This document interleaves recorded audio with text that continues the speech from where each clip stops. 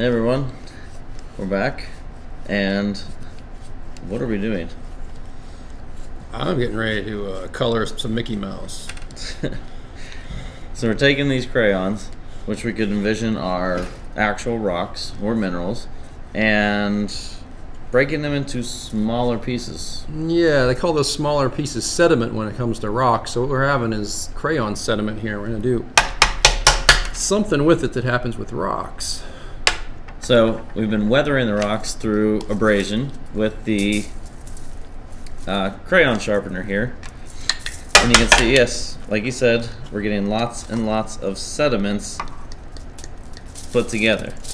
So on this piece of foil here are sediments broken down in bits and pieces of the minerals or rocks put together.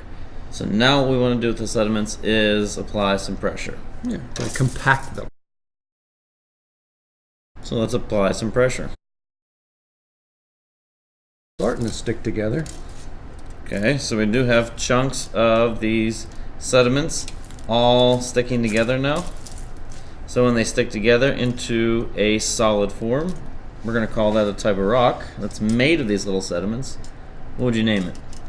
For me, I'd name it sedimentary rocks. There you go. So we've just made a sedimentary rock by applying some pressure to sediments. It's going to take a long time in real life to do this. Well, it does take a while, and one of the other things that have to be added to that is something called cement.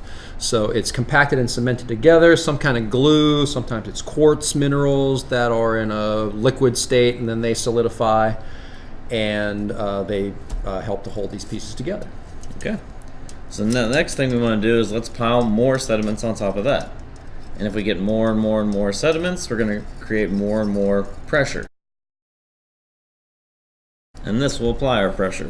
And the more sediment you get, the more and more weight that is applied, the more compaction that you get.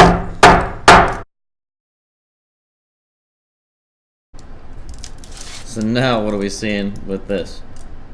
Well, it looks different than it did before. It's a lot more compacted, but I'm starting to see the colors start to mesh together a little bit here.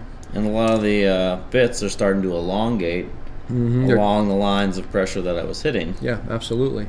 So the crystals that were in our original rock, those sedimentary rocks, are now being elongated. They're being squeezed out through the extra pressure that I added. It's a little bit warmer than it used to be. Yep. So some heat, some pressure were added to this rock, and it's now changed its form.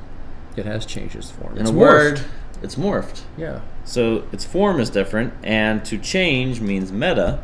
So we're going to call this a metamorphic rock. There you go. So we've made a metamorphic rock now by applying heat and pressure. There's one last thing we can do to our rock. I'm going to put it back in our foil and introduce flame, some heat. So when I introduce heat to the sediments or any type of rock, whether it was a sedimentary rock or a metamorphic rock, what processes are happening inside the foil right now?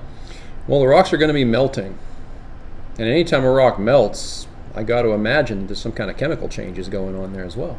So we get a liquefied rock, and where have we seen liquefied rocks before? I've seen them come up from under the ground in So the form of lava once they get to us. So we're basically creating lava and magma now. That's right. So we've got liquefied crayon, liquefied rock here in the foil. That would be magma because it's inside. And once we're done applying the heat,